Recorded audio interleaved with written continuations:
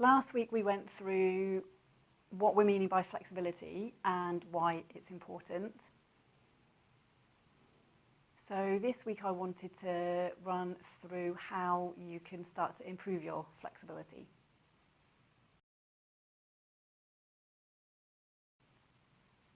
It's Claire, I'm a physiotherapist from PhysioFit Health.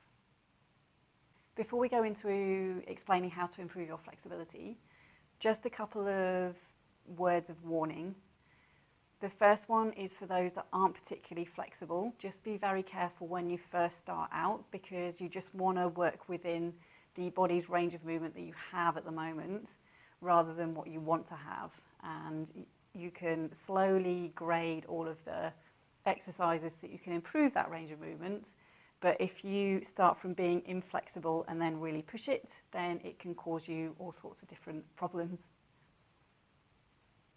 The second word of caution is in the opposite range to those that aren't flexible. So it's those that are too flexible. This is called hypermobility. Some people don't necessarily know that they are hypermobile. Now, what hypermobile means is that somebody has that normal range of movement at the joint, but then they have extra range. So obviously you don't want to keep pushing into that extra range because you've already got it. There are different ways that you can use to try and improve your flexibility, and in my opinion it just depends on your personal daily activities as to which one fits best into your schedule.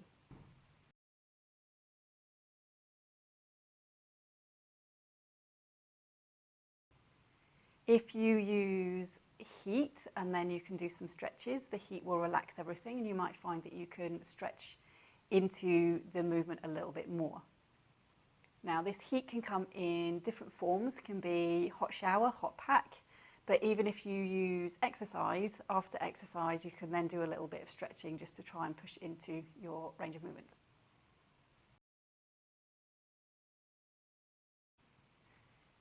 Going for a massage can help, as this can target the different areas of the body that you want to improve.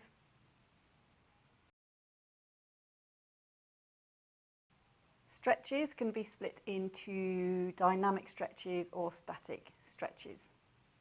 Dynamic stretches are where you're just going through the range of movement and you're keeping on moving.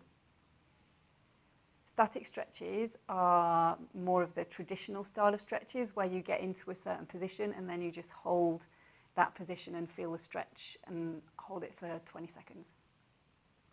The research is suggesting that dynamic stretches are possibly that little bit more effective than static, but in my opinion, it's just a personal choice as to which one suits you the best. We'd certainly be suggesting dynamic stretches before you do any activities, and then after your activity, you can either do dynamic or static stretches.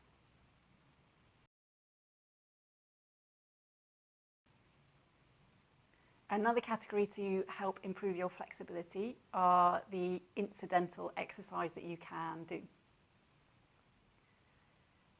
These incidental exercises can be distributed throughout the day. So, for example, you can do a calf stretch when you're brushing your teeth. You can do any arm stretches or leg stretches if you're waiting for the kettle to boil or in the kitchen. And depending how you feel, if you want to do any of these stretches outside, I have seen people standing at bus stops doing a nice finger and arm stretch along with some calf stretches. If you want something a little bit more formal, then yoga and Pilates will certainly target different areas of the body to improve the flexibility. The yoga will be focusing more on static stretches, whereas Pilates can do both static and dynamic stretches.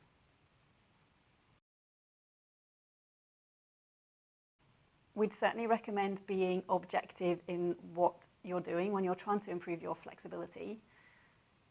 So choose an exercise that will target an area that you want to improve or will help you in an activity that you're doing. So the example is running. So runners will want to improve the flexibility of their legs, their hips, knees, ankles. But if you are a golfer, for example, you may also want to look at improving flexibility of your upper back and your shoulders.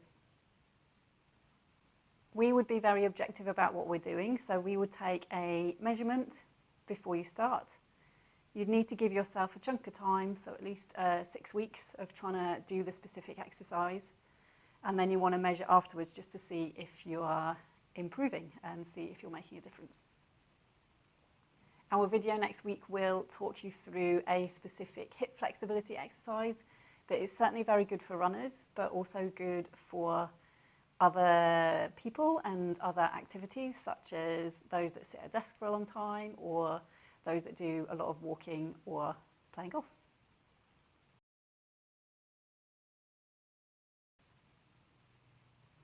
We'd love to hear from you. Please let us know if you have any questions.